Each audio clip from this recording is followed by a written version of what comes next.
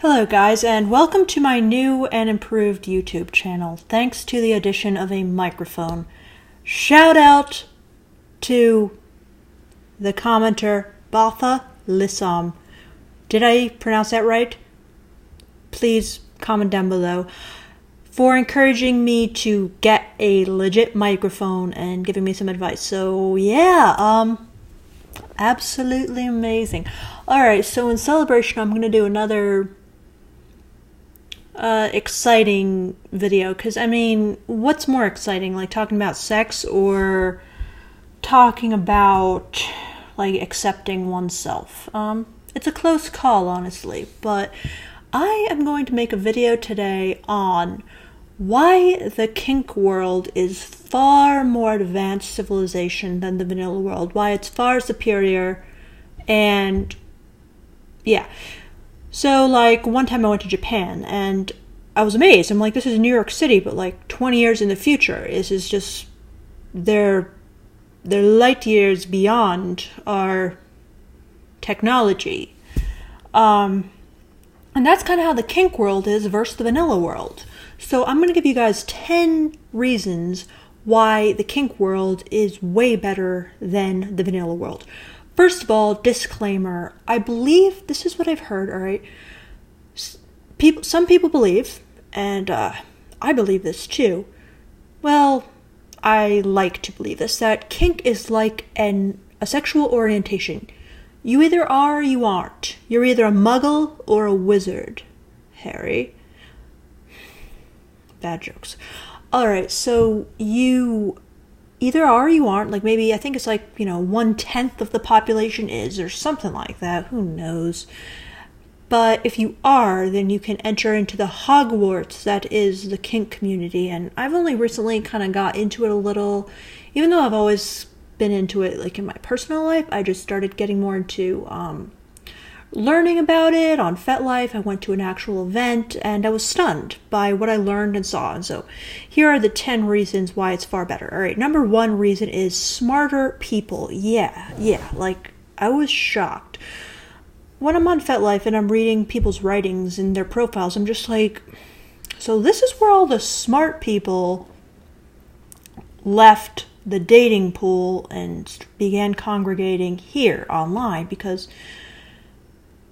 they are educated, intellectual, nerdy, sophisticated, original thinkers. I was blown away by the quality of the writing and thoughts and ideas of people on there. So, yeah, I'm like, damn, so this is where all the smart people hang out. Alright, number two is their understanding of consent and sexual communication and care is just like light years beyond the vanilla world. Everyone in the kink community, they take all these classes about consent, and it's not just the safe word, it's so much more. It's like, what if you can't even say the safe word? What's your safe word then? And they're checking in, they're doing like their aftercare, making sure people leave satisfied. It's extremely evolved, and I don't understand why the vanilla world hasn't adopted their practices more, because it's very good. Number three thing is people who really know and understand themselves. Like, people have amazing self-knowledge, like know thyself. They really get it. They know all their fetishes. They know what they're into. They're able to spell it out for you in a brief paragraph, like, this is what I want, this is what I like, this is what I'm into. Compare that with the vanilla world, where people are just, you ask them, like, what's your fantasy? They can't give you one freaking fantasy. They're having a relation, hookup or something. They can't say what they want in bed. They just, hope for the best.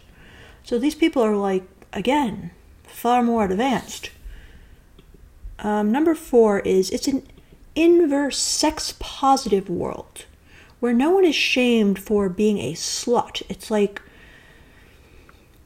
the vanilla world, there's so much slut shaming, there's so much sex negativity, and in the kink world, people think having a high sex drive or having an intense sexuality is a good thing, and they're into it, and they're not going to try to shame you and stone you for it.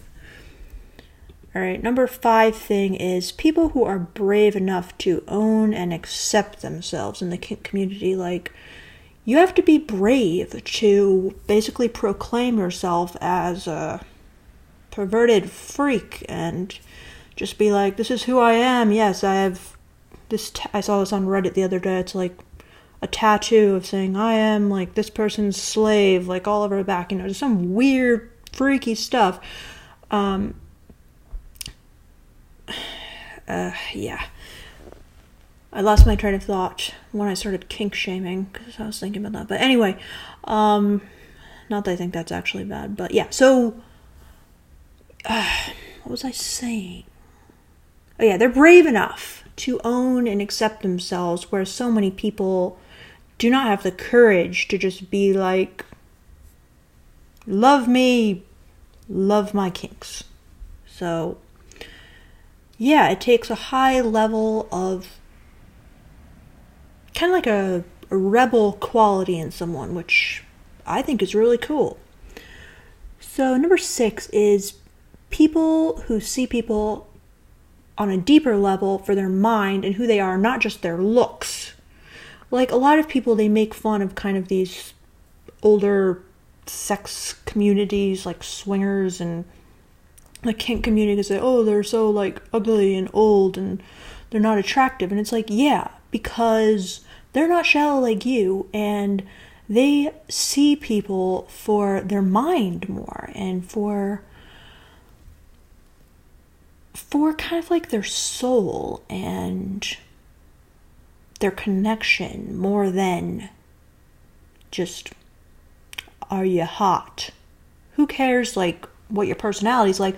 Who cares what you're into? Who cares what your chemistry is? Who cares what your sexual connection is? Like, are you hot? It's just so shallow.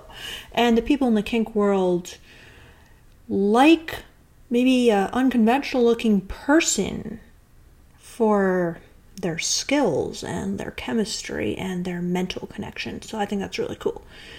Number 7 is there's just far more diversity.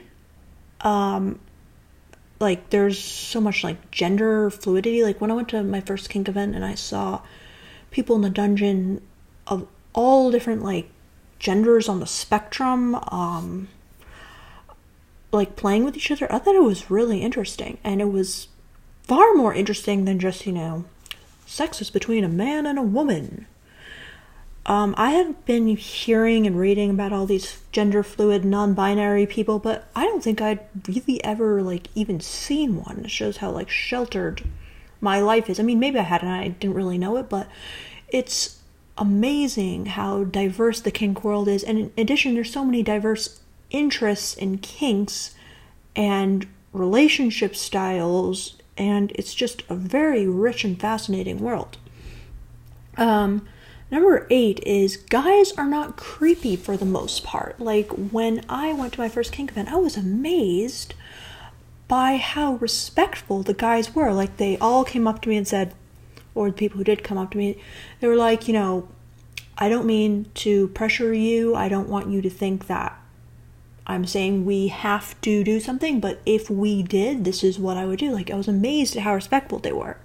And they weren't pressuring or desperate or, yeah, I just noticed a very marked difference.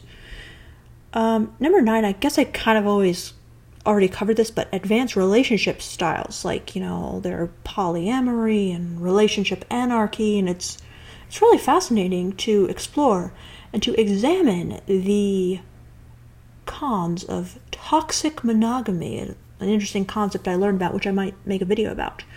And then finally, number 10 is people are going after their ultimate fantasies. Like, how cool is that? They're living out their fantasies and their dreams I find that inspiring.